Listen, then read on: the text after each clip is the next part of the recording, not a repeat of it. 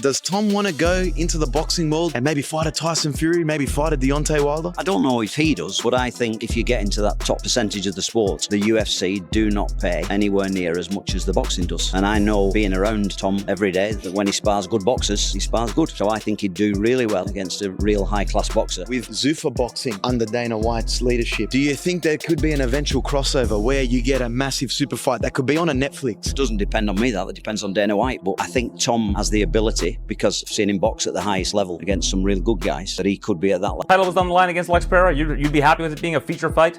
It'd be cool to fight over the heavyweight championship, but I would also willingly give up the heavyweight championship. I walked away from the light heavyweight championship, and I'd love to walk away from this one as well, on top, on his own terms, good head and shoulder, making lots of money.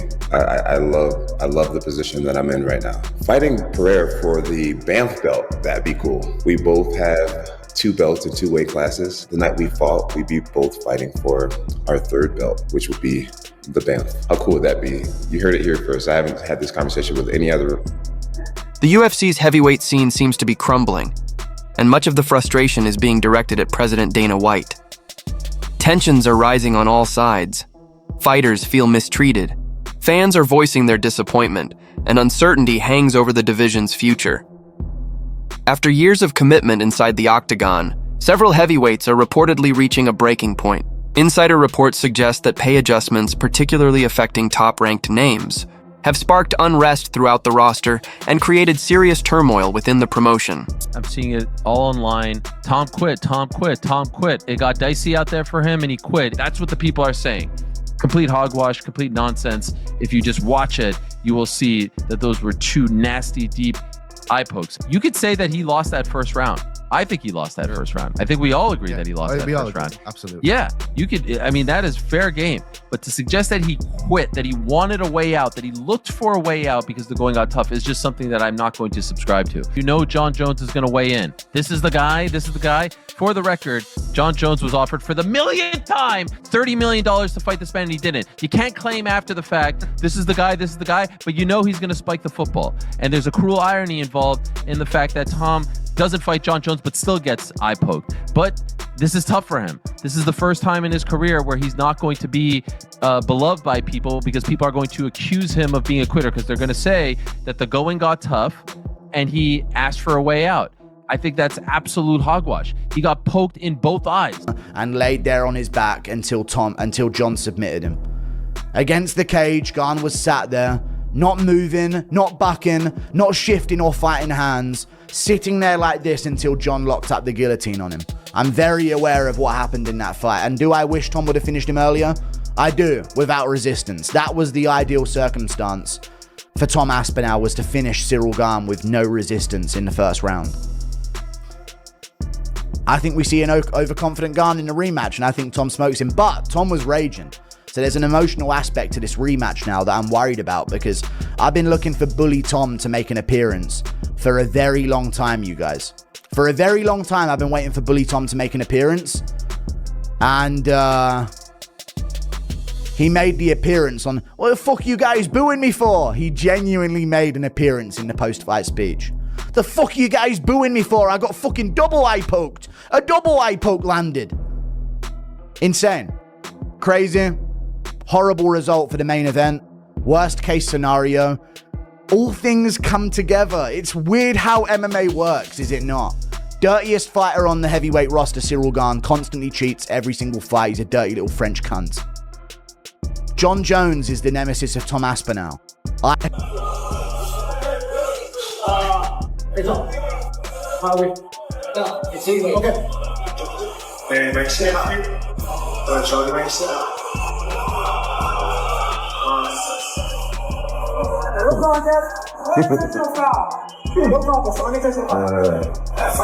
E aí, Potão? Acontece.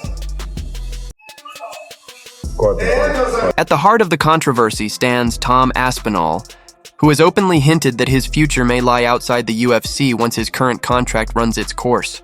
He's expressed frustration with the pay gap between mixed martial arts and boxing, saying the difference is impossible to ignore. Aspinall's stance echoes the path once taken by Francis Ngannou. who departed the UFC after clashing with Dana White over similar issues, lack of fair compensation, limited creative freedom, and ongoing disputes that left both sides at odds. So what was the holdup with the UFC? Like, what led you to not sign? There was a lot of frustration over the years. I think since my fight against Stipe, my first fight against Stipe, my relation with the UFC had never been the same. Really? Yeah, I felt like I wasn't in the right place. Then I get the Derek Lewis fight, who was like the worst fight, and that didn't hurt me at all. You win the Cyril Gane fight. Then what happened? I have no guarantee that signing this contract, I will not get into what I have been to in the past 3 years. So how about we change something that will make me feel secure? And what did you want to change? A lot of things. Now, Tom Aspinall, widely regarded as one of the most skilled heavyweights in the UFC, seems to be realizing how the system truly operates. After suffering a serious eye injury in his bout with Cyril Gane, Aspinall was hospitalized with significant damage.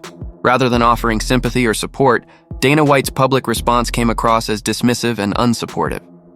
Instead of acknowledging the severity of the injury, he implied that Tom simply decided not to fight on. The UFC guys are fighting without any understanding of how much revenue's in the pot. What time does the UFC fighter go, hang on a minute, how much money is in the pot here? You kind of need me, don't you? I mean, I'm the talent. Without me, do you even have a show? Yeah, maybe you can put someone else on. But I've just sold this arena out. I'm just racking you up 400,000 or 500,000 pay-per-view buys. So you imagine you said to a star in the UFC, right, it's your show. And we're going to have open book and you're going to take 80% of the profit of the show. And we take 20%. Imagine how much the UFC fighters would be making. 5, 6, 7 times more than they're making at the moment. The UFC guys are fighting without any understanding of how much revenue's in the pot. And these guys don't care because, and by the way, it's their business. They can do what they want. If they can get away with that model, good luck to them. But in that model where it's a league or it's a contender series and the guys are getting 50 if you win this fight and 100 and then 200, it's peanuts. How much are they getting from Paramount? You know, if it's multi-million dollars per show for the rights fee, which it probably will be, the profit is unbelievable. Dana did do an interview with 60 Minutes. There were two things that I thought were really interesting. He loves to talk about freedom of speech, and he'll say freedom of speech is very important here. And then he'll say the most important type of speech to protect is hate speech. That I don't quite understand. Why is it more important to protect hate speech than just speech in general, all kinds of speech? If freedom of speech is so important and freedom of hate speech is so important, then why isn't freedom of press important as well? Because as we know, and let's not even talk about myself, long before I came on the scene, there were issues between, Dana White and the press. And of course, my situation is probably the most notable one. But why don't you feel the same way about the press? If you feel so strongly about freedom of speech and freedom of hate speech, surely you should feel strongly about freedom of press, especially when the press isn't even being critical in any way, shape, or form. You just want a certain type of press.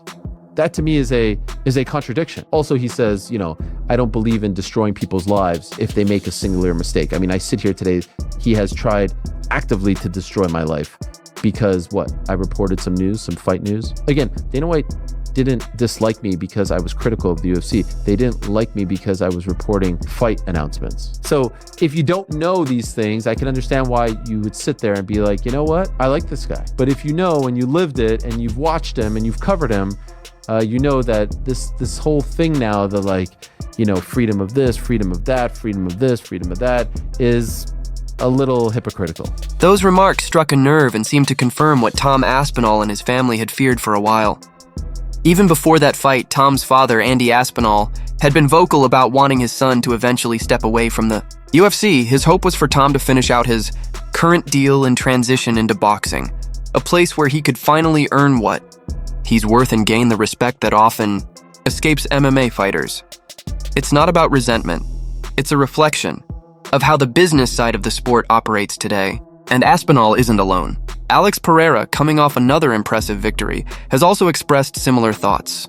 He's teased the idea of moving up in weight or even crossing over to boxing, signaling that this trend might just be beginning Does Dana White hate Tom Aspinall? Because in the post-match press conference, he was going at his heavyweight champion like he absolutely did not like him. I mean, he had Tom bloodied up, and Tom didn't want to continue in the fight. And his key word there is didn't. He didn't say Tom Aspinall couldn't continue, insinuating that he's a quitter. I don't know if it's because Andy Aspinall's saying Tom wants to go to boxing and he'd love a big payday in boxing, but that's just Andy being a manager and a dad negotiating. I'm going to be honest, I'll give Dana the benefit of the doubt. He could have easily just misspoke. And the fact that if you do watch the YouTube that Aspinall put out, Dana White's in the locker room before wishing him all luck. I'm sure he's on good terms with Tom Aspinall and his father, because Dana White, let's be honest, if he doesn't have Tom Aspinall, he doesn't have a heavyweight division. If you saw the other heavyweight fights that were on this UFC 321 card, absolute arse. Frustration over fighter pay, internal politics, and the UFC's tight grip on control has reached a boiling point.